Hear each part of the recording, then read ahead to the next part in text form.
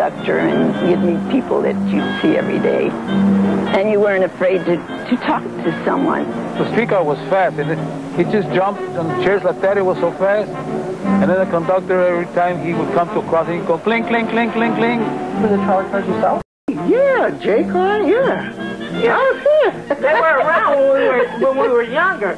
That was the best form of transportation. Then somebody had the bright idea to take up all the track and get rid of all the trolleys. That's when the headache started. How long did it take before the Fitzgerald started getting rid of the streetcar? About 90 days. No, I'm not being facetious about that. Weren't those streetcars making money in Los Angeles? Well, after I got done chopping their heads off, we made money. Cut the miles down. Sell off the properties. Pull the company down.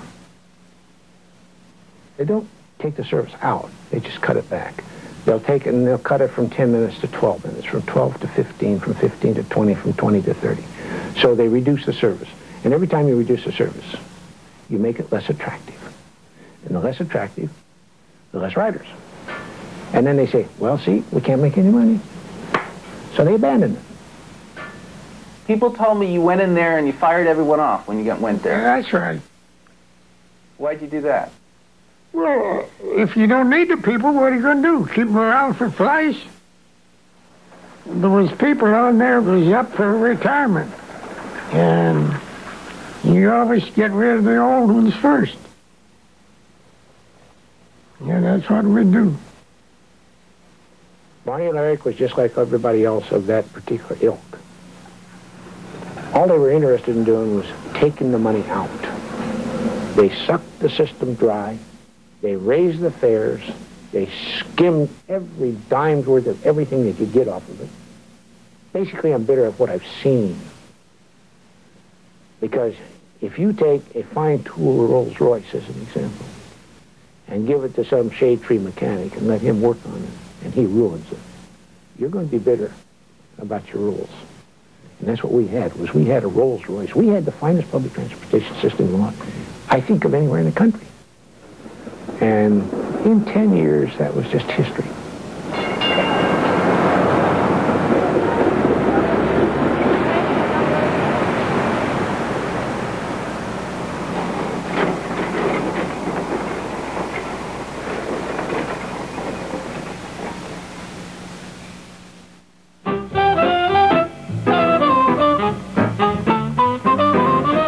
National city lines grew quickly. By 1946, they controlled public transit systems in over 83 cities. From Baltimore to St. Louis, Salt Lake City to L.A., 2 buses in Eveleth, Minnesota, had grown into an empire.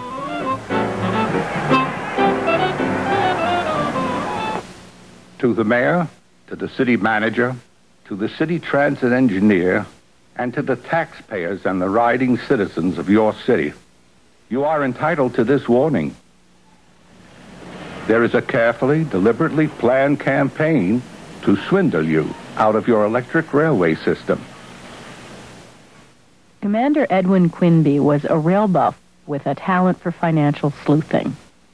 In 1946, he mailed a warning to influential people in hundreds of cities across the country. His 33-page broadside was filled with surprisingly detailed research.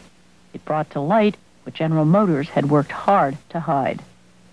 The plan is to deliberately destroy public utilities, which you will find impractical to replace after you discover your mistake. Who are the corporations behind this? What is more important, why are they permitted to destroy valuable electric railways? Queer Case of Quinby by Ross Schramm. Edwin J. Quinby took full advantage of the great American privilege of the free press to feed the lunatic fringe of radicals and crackpots springing up like weeds in the United States today. The document, printed on cheap paper, is natural fertilizer for suspicions, for disunity. What is the Quinby pattern? Was he used by some strange political influence?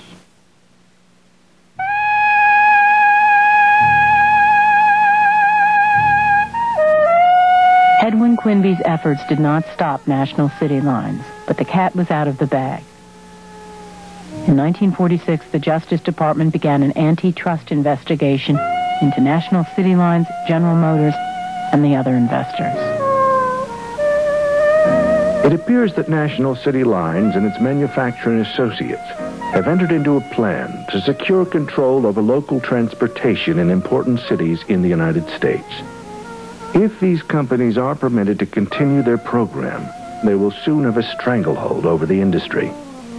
The key lawyers involved in the case told me there was not a scintilla of doubt that these defendants, General Motors and the others, had set out to destroy the streetcar system. But since there was no antitrust law on the books at that point saying thou shalt not destroy streetcar systems, that the best way, the only way that they could get them on a violation was to proceed along the criminal antitrust conspiracy route. And that's what they did.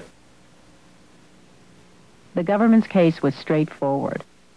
National City Lines, General Motors, and the other defendants were found guilty of conspiracy to monopolize the local transportation field. These companies that had probably eliminated systems that, in order to reconstitute today, would require maybe $300 billion, these companies were individually fined $5,000.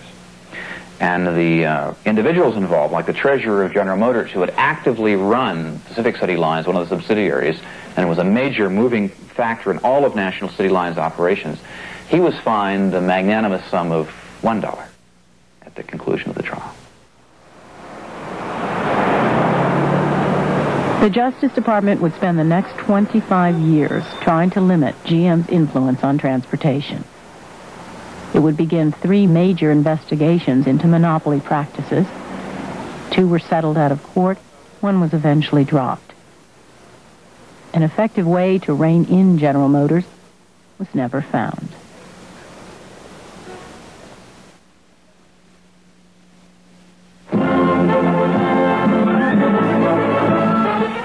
Things are looking up for civilian car buyers, but don't rush out to get one now.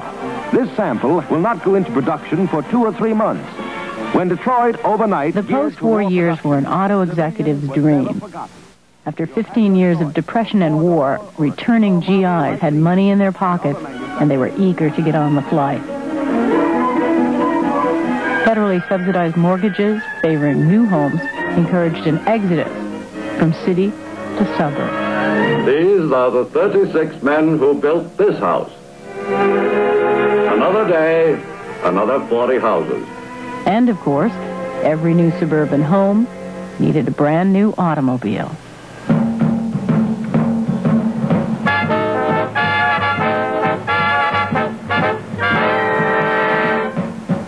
But the cities were at a crossroads.